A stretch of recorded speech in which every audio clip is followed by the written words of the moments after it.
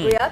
सुरुवातीचे कल आहेत भाजपनं 34 जागांवरती आता 35 जागांवर आघाडी घेतली आहे। आम आदमी पार्टीनं 23 जागांवरती, त्यामुळे 35 आणि 23 असा हा डिफरन्स आता दिसायला सुरुवात झाली आहे। एक्झिट पोल हे दिल्लीतले खरे ठरतात की काय अशी शक्यता आता वाटायला सुरुवात झाली आहे। कारण जर हे जे कल आहे तेच जे कल असेच राहिले तर मग दिल्ली भाजपची असं म्हणायला हरकत नाही। जर कल हेच राहिले तर मात्र तरी सुद्धा आम आदमी पार्टीनं आशा काही सोडलेली नाहीये। तिथं आमचे प्रतिनिधी जेव्हा प्रतिक्रिया घेतात तेव्हा आमचीच सत्ता येणार, आम्हीच निवडून येणार असा आत्मविश्वास, असा विश्वास व्यक्त करतात। पुन्हा जाऊयात आपण आमचे प्रतिनिधी प्रशांत लीला रामदास नवी दिल्लीतनं आहेत आपल्या सोबत। आता भाजप मुख्यालयाच्या समोर आहेत ते।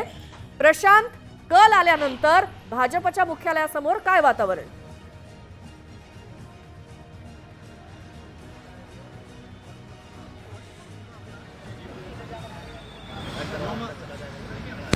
काही तांत्रिक कारणामुळे त्यांचा आवाज आपल्यापर्यंत पोहोचत नाहीये, पण भाजपच्या कार्यालयाच्या बाहेर ती नेमकी स्थिती काय आहे ते सांगण्यासाठी आपले प्रतिनिधी आता आपल्या सोबत जोडले गेलेले होते। सुरुवातीच्या काळामध्ये भाजपसाठी निश्चितपणे एक दिलासादायक अशी बाब म्हणावी लागेल। पुन्हा प्रशांतकडे जाऊया।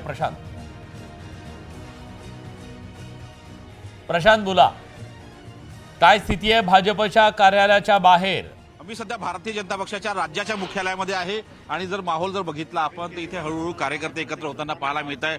कार्यकर्त्यांची गर्दी आहे, हळूहळू समोर टीव्ही लावण्यात आलेली आहे। तिथे जर बघितलं तर तिथे कशा पद्धतीचे कल येत आहे ते दाखवले जात आहे। आजूबाजूला पंतप्रधान नरेंद्र मोदी यांचा कटआउट लावण्यात आलेला आहे, त्यानंतर सचदेव आहे, त्यानंतर भारतीय जनता पक्षाचे अध्यक्ष JP नड्डा यांचा देखील कटआउट लावण्यात आलेला आहे। एक प्रकारचा माहोल इथे तयार करण्यात आलेला आहे। माहोल असा की भारतीय जनता पक्ष निश्चित विजयी होईल अशा प्रकारचा हा माहोल। आणि या माहोलमध्ये जर बघितलं आपण तर कार्यकर्ते आता हळूहळू इथे पोहोचायला सुरुवात झाली आहे। आपण एक भारतीय जनता पक्षाचे नेते आहेत त्यांची चर्चा, क्या माहौल रहेगा? दिल्ली में एक बहुत अच्छी स्वस्थ सरकार आने जा रही है। राष्ट्रीय नेतृत्व के मार्गदर्शन में दिल्ली बीजेपी के अध्यक्ष श्री वीरेंद्र सचदेवा ने एक लंबा संघर्ष चलाया। हमें झुग्गी से भी जोड़ा, हमें मध्यम वर्ग से भी जोड़ा, हमें महिलाओं से भी जोड़ा और आज उसका परिणाम सामने है। एक बड़ी जीत की उम्मीद हम लगा रहे हैं।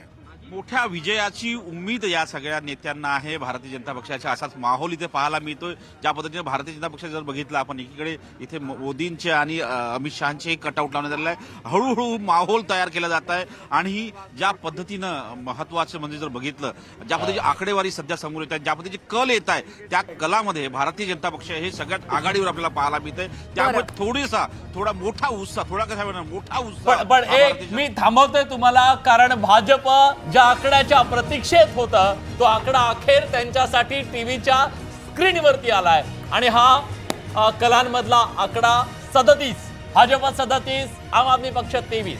याचा अर्थ बहुमताचा जो जादुई आकडा आहे तो जादुई आकडा भाजपला जो हवाय, जो गेल्या 25 वर्षांपासून टीव्हीच्या स्क्रीनवर सुद्धा त्यांनी बघितलेला नव्हता, तो आकडा आज त्यांना बघायला मिळालेला आहे।